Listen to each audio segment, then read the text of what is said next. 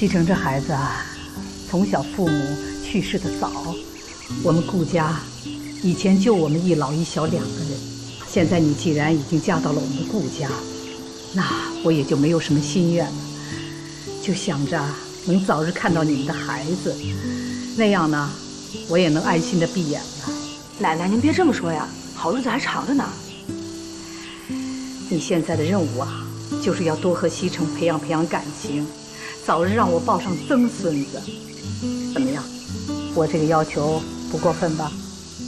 不过分。哎，西城，你奶奶不是想抱曾孙子吗？跟她一块儿搞出个孩子出来。我告诉你，她一旦有了孩子，对不对？全身心的扑在自己的孩子身上，对不对？对，在我们乡下，女人只要有了孩子，啥都管不上你了。还对你妹！你们俩能不能想想别的招啊？这招怎么了？她是你的合法妻子，你们俩搞出一个孩子很合法呀，还能上户口。你又不是跟别人搞出一个孩子来，我觉得这个办法不错。就是吧，自己老婆怕什么？睡他1个月。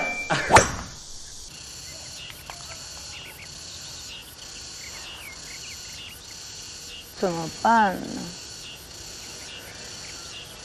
这个贺锦熙发信息不回，打电话不接，这个日子什么时候是到头啊？不知道什么时候回来。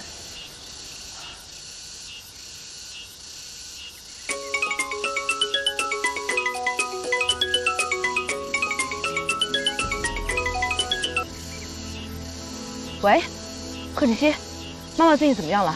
你们什么时候回来？苏远熙，只要你按照我说的做，妈的事你就不用担心了，我们会尽快回去的。我只是想提醒你，在我回去之前，你看好顾西城。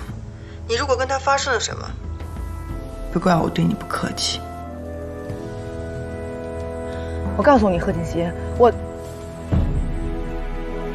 手术开始了。